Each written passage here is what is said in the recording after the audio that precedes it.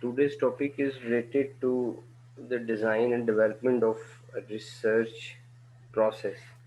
Actually, previously, the major emphasis was on the development of research topics and clarifying the research idea using literature review and other means of theories related to the topics. The today's discussion is based on the methodological aspect of the research, how you will collect the data, uh, who should be the respondent of your study, how you will collect the data.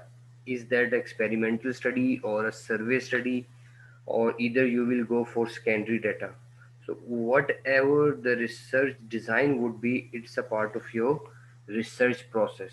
So actually, the research process will allow you to collect the data and then define the right uh, analysis choice. Okay, what should be the right analysis? Through there, you should be able to interpret it. Someone's mic is on actually. Okay. So, in the first step, we will see the elements of research design. What are the elements of the research design? Or that research design is very important in a way to justify your study. So, that research design would help you to realize that the who should be the participants of your study and how you will collect the data. The major elements of research design process are: the first one, your research settings, like who, like the participants. If I write here, the first one is the participants, and you should be very clear about the participants, like to whom you are presenting your study, like who are the part of your research process, किनके ऊपर आप ये study करेंगे. इधर इस organisational study where you will involve the organizational employees, or either it's related to the general public, or either you are only dealing with the products and all that. So whatever the research settings are, you should define it. The first of all, the participants. Second one is your measurement.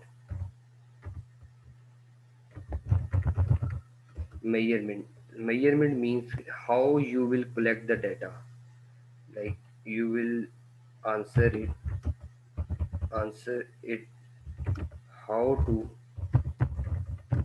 collect the data. So measurement के अंदर एक चीज है, जैसे अभी हम बात करें how to collect the data means what should be the appropriate way. Either you will go for interviews, like if I write here observations, focus group, then field survey,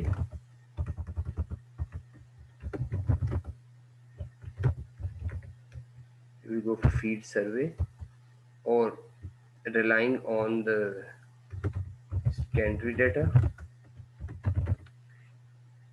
And field survey, focus group study, observations, and interviews are a source of primary data, where you will collect the first hand raw information from the right respondents. But if you are going to rely on the already published data like financial data, or even the literature as well, if you are relying on the literature data, where you can perform your uh, uh, content analysis, thematic analysis, and all that. So these are the ways of collecting the data. So after defining it, or even relating your data collection approach with your research problem, then you would be able to plan your research design accurately. So measurement means, Excuse me, sir. yes. Sir, what is focus group? Okay, मैं अभी इस पे discuss करता हूँ. Most of you have heard about the Delphi technique. probably in TQM, or particularly in project management as well. So there is a Delphi technique as well. So even you can say that is a part of focus group. Focus group study में ऐसा है कि like you have a expert of the field where you are going to conduct your study, you will call the experts, और इसमें कुछ और characteristics होती हैं कि like experts should be independent of each other, like they should not be a friend of a same circle. तो वो आपस में एक इंडिपेंडेंट नेचर के एक्सपर्ट्स होने चाहिए. They should sit together with the support of a moderator, और you can say that in support of interview as well. तो वो वहाँ पे जो इंटरव्यूअर जो है, या जो मॉडरेटर होगा जो उस फोकस ग्रुप की डिस्कशन को रन करेगा, तो ये आप ये कह लें कि एक अंडर अ कंट्रोल्ड इन्वायरमेंट एक डिस्कशन स्टार्ट करवाते हैं आप.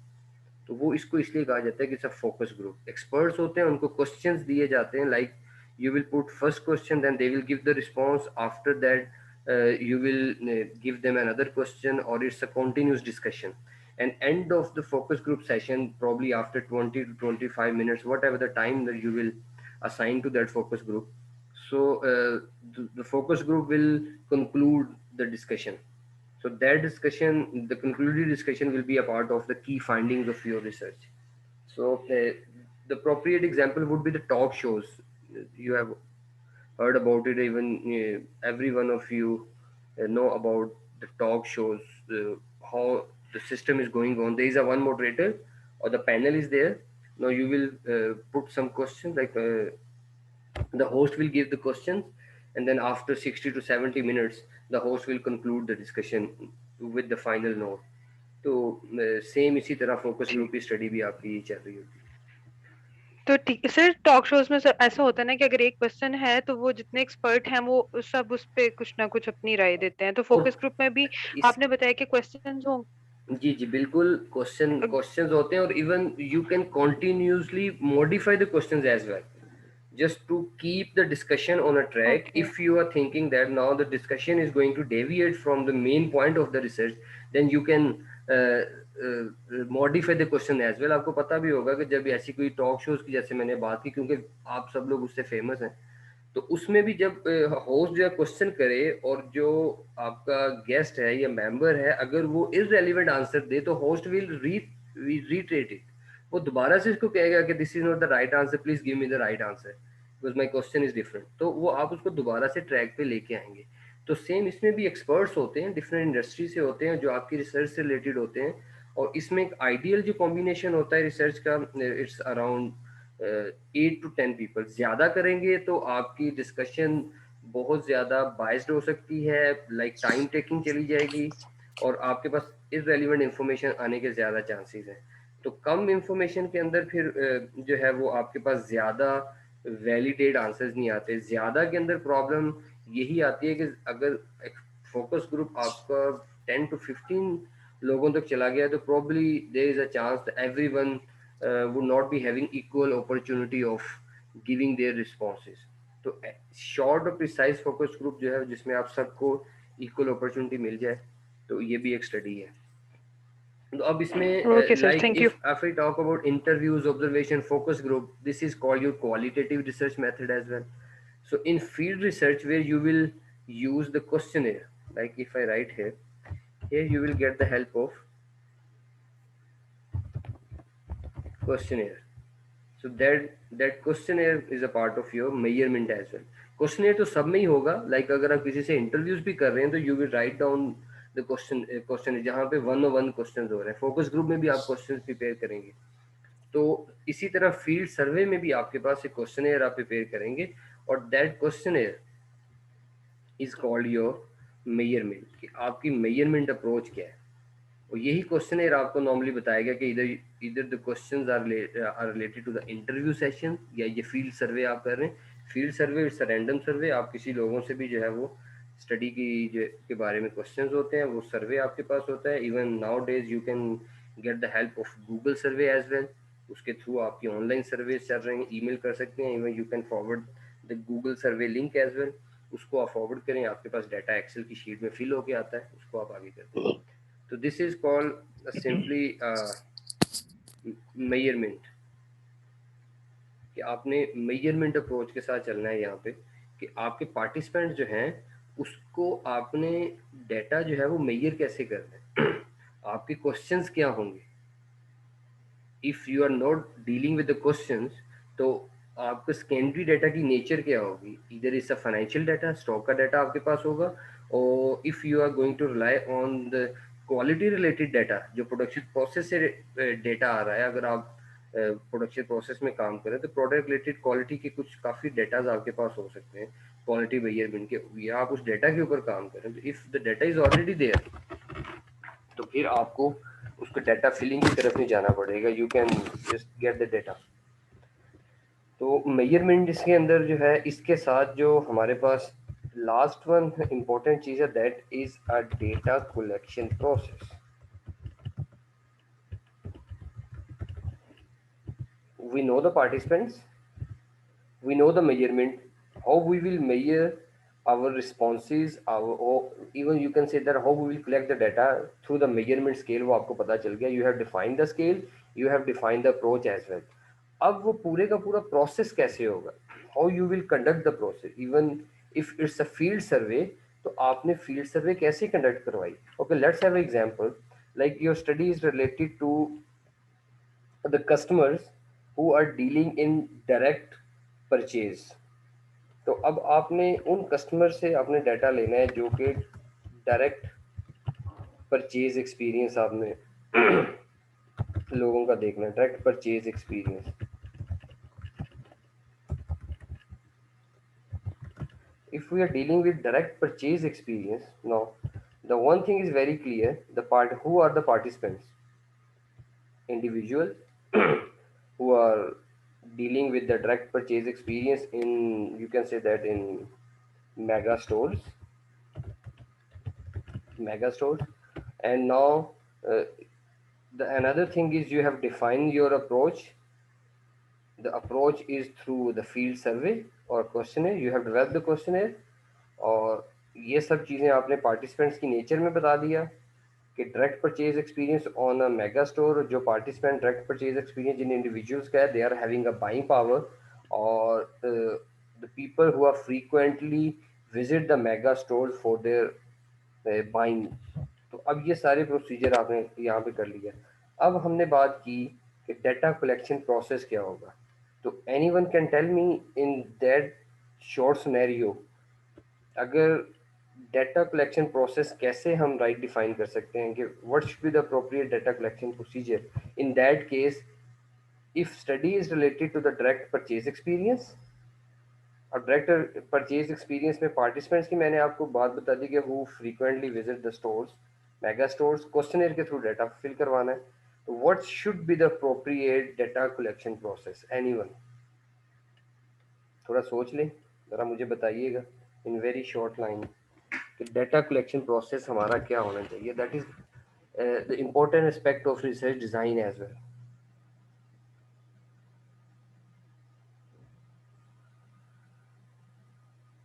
एनीवन कैन टेल मी, क्या हमें उनसे हम लोगों तक हम कैसे पहुंच सकते हैं, लाइक हमें उनको ईमेल के थ्रू पता करवाना है कौन लोग हैं, या हमें किसी रोड से इन लोगों से बात करनी है कि ऑफिस से फिल करवाना है, अपने कोलीग से फिल करवाएं या अपने फ्रेंड से फिल करवाएं। तो what should be the sir ये अप्रोप्रिएट वे। तो this totally depends upon the type of research we are doing. जिस टाइप की रिसर्च हम कर रहे हैं उसकी किस तरह की ऑडियंस है, उस ऑडियंस के लिहाज यही से हमें यही मैंने अपने आपको बता दिया, ऑडियंस वो है जो डायरेक्ट परचेज एक्सपीरियंस कर रहे हैं, मेगा स्टोर्स पे फ्रीक्वेंटली विजिट करते हैं, और रिसर्च के अंदर आप फील्ड सर्वे यूज कर रहे हैं। You are not we are not talking about the interviews, observation and all that, it's a field survey, और यू हैव अ क्वेश्चनर, आपके पास So क्वेश्चनर है। in that case, sir, because you aim to gauge the experience of the direct purchaser, so the spot would be actually at the mega store itself. Sale आप point, वहाँ पे exactly different slot, exactly exactly, ठीक है, that's तो what I आप वहाँ mean पे to से। डिफरेंट स्लॉट्स देखेंगे कि आप मॉर्निंग में सेल ज्यादा है, कस्टमर का रश कब ज्यादा है, उस पीक टाइम्स को आप चूज करेंगे, different times different days of the week देखेंगे कि पर सैटरडे संडे में ज्यादा अच्छा डाटा कलेक्ट हो सकता है, या फिर इवन सैटरडे संडे को कौन सी टाइमिंग्स हैं जिसके अंदर लोग ज्यादा आते हैं। So and then you will select different spots जहाँ पे लोगों को, for example अगर grocery store है तो you know कॉमन जो वेजिटेबल्स का एरिया है वहाँ पे एक बंदा है, या क्योंकि वो people are scattered, so you have to allocate the positions accordingly, जहाँ पे आप you reach out to the right people for the right input accordingly. Exactly. The Possibly same that way, would be the solution. Yeah. uh, जी बिल्कुल, जो right information आपने collect करनी है, it's your cell point. Like, your friends and family members do have experience of frequently visiting the mega store, or you can contact them on a call as well. But in a natural research setting, if you are not involving yourself in that particular situation where the peoples are engaging in that sort of experience, so you would not be able to validate your research. तो research अगर आपने करनी है, जैसे अभी यहाँ पे इन्होंने बात की है कि आपने डिफरेंट टाइमिंग सेलेक्ट कर सकते हैं where you can get the experience of family और even the group shopping. Individuals जो है वो अपनी सेपरेट पॉइंट ऑफ व्यू से कर रहे होते हैं. फिर डिफरेंट सेगमेंट्स हैं वहाँ पे, किस शॉपिंग सेक्टर में, सेगमेंट्स में किस किस्म की शॉपिंग होती है और क्या सिनेरियो है. तो इस केस में जो डायरेक्ट परचेज एक्सपीरियंस है वो आपको मेगा स्टोर पे ही मिलेगा.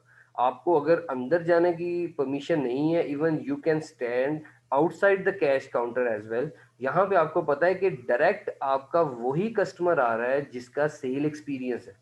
मे बी कि आप बाहर कभी अपने ऑफिस से कुलीग से आप पहले पूछेंगे कि ओके आपका सेल एक्सपीरियंस है नहीं है, वो आप कहेगा जी मेरा है. इवन उसका 2-3 माह से अगर उसने कोई पर्सनल ग्रोसरी की तरफ वो नहीं गए, लाइक फैमिली में कुछ और पर्सन ने ग्रोसरी कर ली, बट ही और she can give you the response. वो क्वेश्चनेयर फिल हो जाएगा, लेकिन उस क्वेश्चनेयर की वैलिडिटी क्या होगी, उस क्वेश्चनेयर के जो डाटा है उसकी रिलायबिलिटी क्या होगी, वो आपको बाइसनेस आएगी, वो चीज़ नहीं आ सकती. उसके लिए डाटा कलेक्शन प्रोसेस आपका इतना एक्यूरेट और क्लियर आना चाहिए कि that should match up your research question और a problem.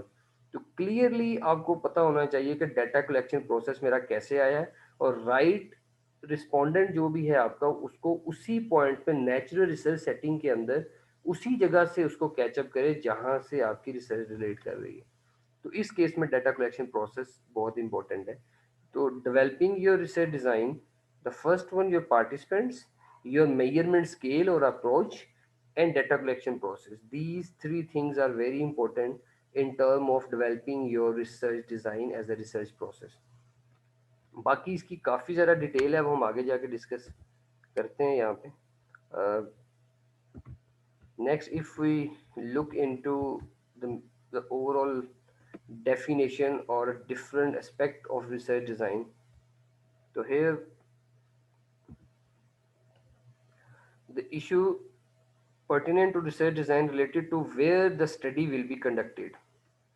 That is very important. The study settings. Either it's related to the mega stores, either it's related to the organization, either it's related to the general public. If you are studying related to the road accidents, so your research setting would be road accidents. You would not be able to get the data from the offices, from houses. Even the people do have road unwanted experiences, but if you will collect the data on the roads where the peoples are rightly experiencing their uh, sort of accidental experiences, even while observing or directly experiencing it, तो वहां से आप इसका data लेंगे, वो आपको उस scenario में ज़्यादा एक्यूरेट इंफॉर्मेशन मिलेगी.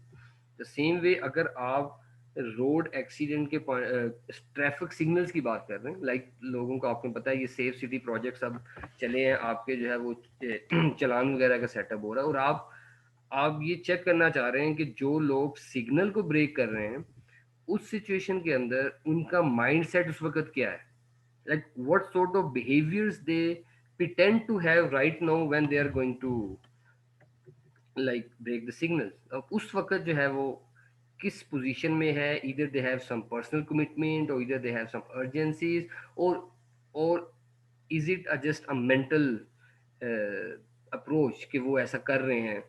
तो अब ये जो स्टडी आप करेंगे आपको नेचुरल रिसर्च सेटिंग में ही जाना पड़ेगा.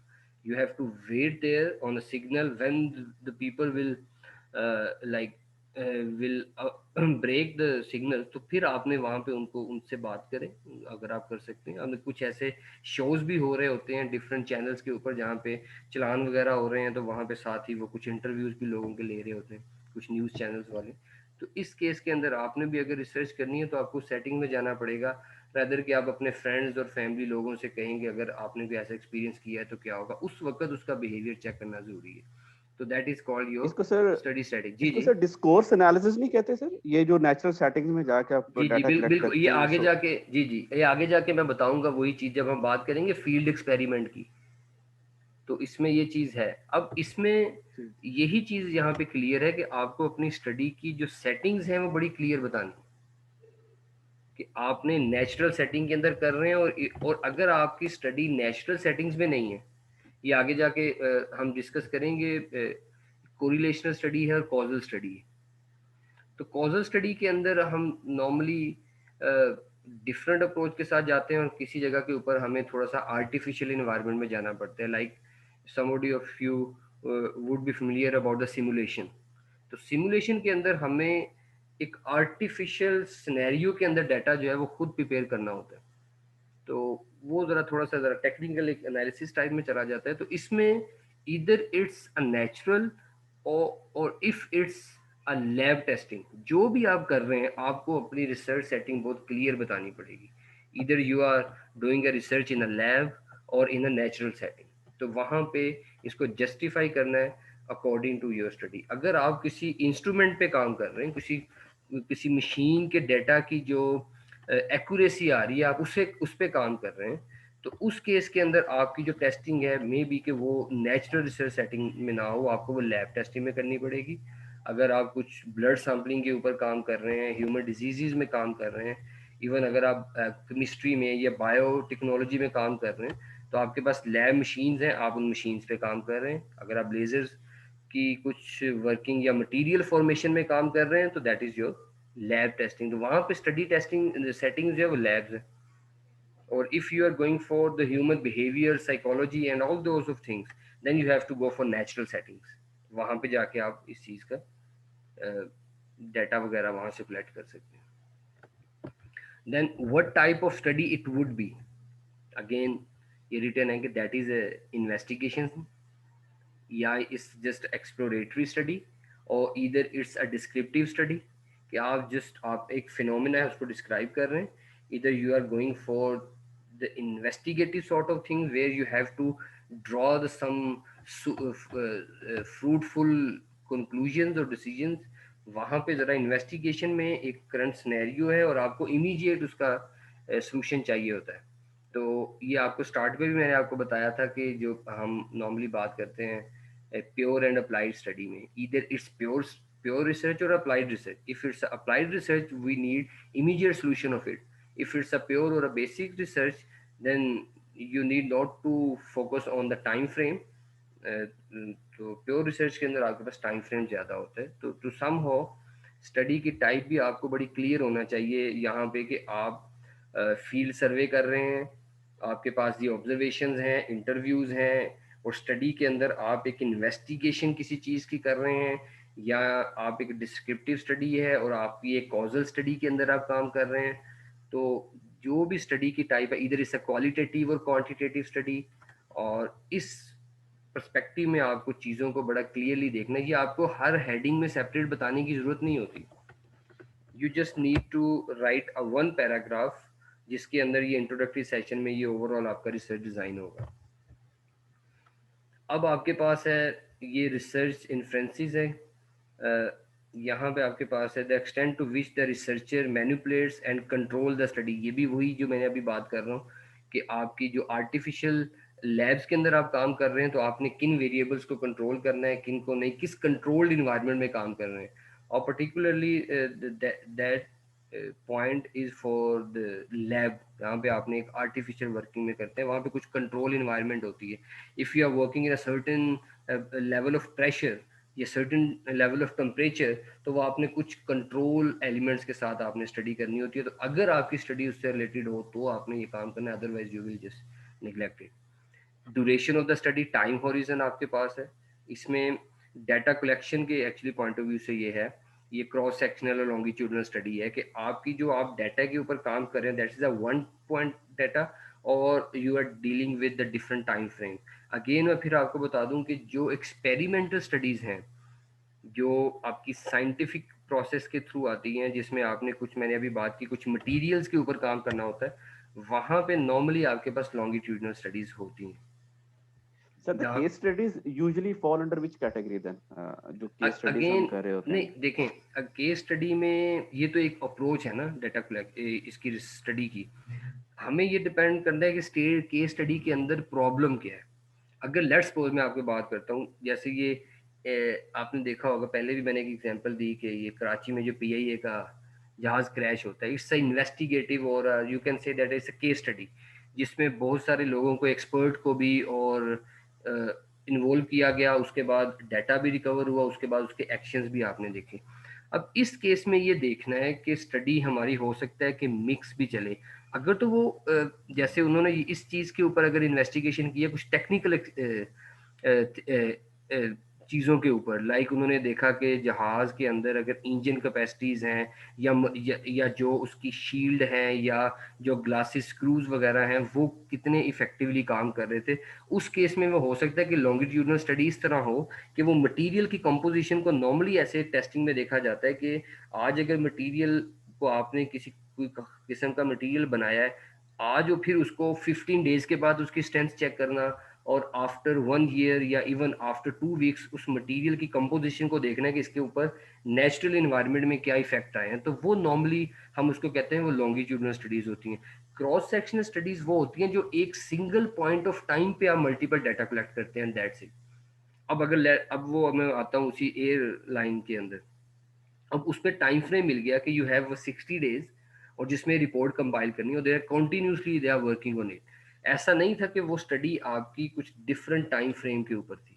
तो उस केस के अंदर जो केस स्टडीज आपकी होती है वो पर्टिकुलर सिचुएशन के ऊपर होती है और you have a limited time, और वो सारी आपकी हो सकता है अप्लाइड नेचर के अंदर आए और यू नीड इमीडिएट सोल्यूशन।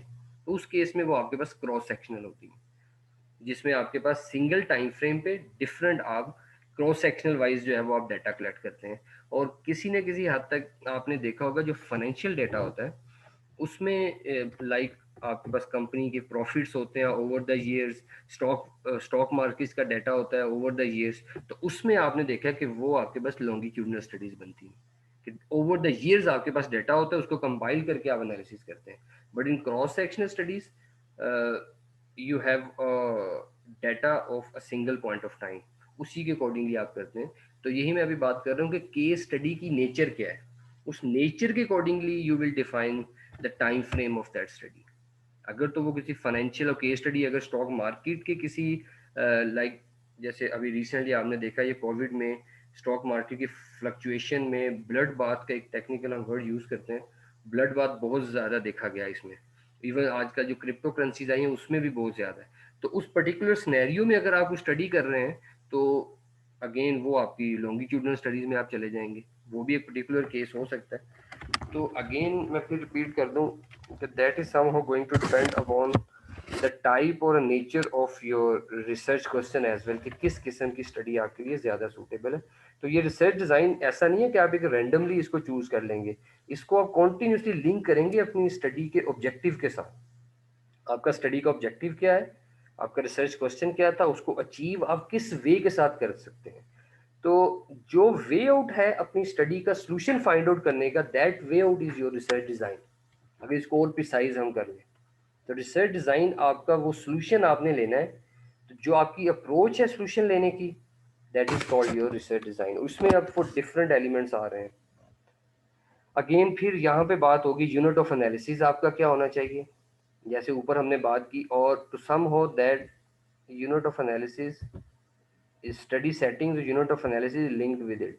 अगर आपकी स्टडी सेटिंग्स ऑर्गेनाइजेशंस हैं या रोड्स हैं या जो भी है प्रोडक्शन है, तो ऑर्गेनाइजेशंस के अंदर किस डिपार्टमेंट से आपने डाटा लेना है और यूनिट ऑफ एनालिसिस आपके वो इंडिविजुअल्स कौन है। They are the top management और दे आर द इंजीनियर्स और they are the like departmental heads, और इवन वो मिडल में लेवल के मैनेजर्स हैं या वो आपने जो लाइन मैनेजर्स हैं या फील्ड वर्कर्स हैं। तो यूनिट ऑफ एनालिसिस भी आपने उसी तरह डिफाइन करना है कि जो मेरी स्टडी में अप्रोप्रिएट आंसर मुझे दे सके। और फिर यूनिट ऑफ एनालिसिस के बाद आप डिसाइड करेंगे कि आपकी स्टडी के अंदर लाइक यहाँ पे आपका सैंपल क्या होगा। ये सैम्पलिंग के ऊपर हम आगे जाके बात करेंगे इस पे कि लाइक पॉपुलेशन क्या है, सैम्पलिंग क्या होती है, सैम्पलिंग टाइप्स क्या हैं, ये आगे जाके हम काफ़ी डिटेल में इस पे बात करेंगे। और आपको ये पता भी है कि सैम्पलिंग नॉर्मली क्या होती है कि if your population is unknown, if you are not able to reach out the whole population of your research setting, यहाँ पे जो मैंने अब बात कर दी स्टडी सेटिंग की, जो यूनिट ऑफ एनालिसिस की पॉपुलेशन को आप रीच आउट नहीं कर सकते because of having a time constraints और having a large number of population, then you will select a sample. तो सैम्पलिंग की डिफरेंट अप्रोचेज हैं, टेक्निक्स हैं, कैसे स्टार्ट करेंगे, और that topic will be discuss later on separately, जहाँ पे हम सैम्पलिंग अप्रोच और यूनिट ऑफ एनालिसिस को डिटेल से डिस्कस करेंगे इन सैम्पलिंग डिज़ाइन। और डाटा कलेक्शन मेथड मैंने आपको पहले बता दिया है, इंटरव्यूज़ हैं, ऑब्जर्वेशंस हैं, सर्वेज हैं, सेकेंडरी डाटा है, सो ऑन सो फोर्थ। तो then you will reach out your data analysis where you will define your you have already defined your hypothesis, और फिर आपने data analysis करना है। और in data analysis we have like different approaches। एक हम यहाँ पे normally the goodness of fit use करते हैं for the effectiveness of reliability or validity in case of hypothesis testing। If it's a kind of qualitative study तो वहाँ पे हमारे पास जो है वो टू सम हो यहाँ पे हमारे पास थीमेटिक एनालिसिस है, एनालिसिस होता है कुछ, हम उसको यूज़ करते हैं। इवन कंटेंट एनालिसिस आप कह रहे हैं, या ट्री डायग्राम है, वर्ड काउंट होता है हमारे पास क्वालिटेटिव के अंदर। और if we are talking about the This quantitative, overall, जी जी so this overall paradigm of research design is not easy enough. So is there any tool or software which can guide the researcher कि भाई, for example, you have the problem statement identified, you know the proposal. अब कौन सी technique use करनी है? What should be the appropriate or best way of doing the data yes collections or actually, analysis? So is there any no, software will not tell software you. which can guide the research? No, that is your technical expertise. How you will develop that expertise, going through the literature, talking to the experts, or if you are an expert, then you will try to match up the right methodology with your problem statement और research objective. ये software जो है वो like the software might give you the right calculations if you need some calculation regarding any anything involve in the research, तो उसकी calculation तो वो आपको दे देगी, but that sort of thing is very technical. you if you are working in a team, then the team work will give you the right approach। अब देखें ना, अगर वो इन्वेस्ट, हाँ कुछ ऐसी हैं चीज़ें कहीं ना कहीं एसओपीज बने हुए हैं, like if you wanted to go for field survey, if you have choose that I will go for field survey, then there are some KPIs कि आपने किस तरह जो है वो फील्ड सर्वे करना है, उसके प्रोसीजर्स अवेलेबल हैं, but the selection of right methodology you need to talk to the experts of a same field, or even you need to go through the literature जो इससे रिलेटेड फील्ड में काम हो चुका है, उसको अप्रोच करना है। मैं इसकी सिंपल एक एग्जांपल देता हूँ कि आपको याद होगा कि मून के ऊपर जो फर्स्ट अमेरिकन की अप्रोच है नील आर्मस्ट्रॉन्ग की, वो सबको याद है कैसे वो गए वहाँ पे, क्या कैसे अप्रोच किया, और that was the famous one. Even आज भी लोगों को वो याद है, वो आगे भी हम उसको कोड करते हैं।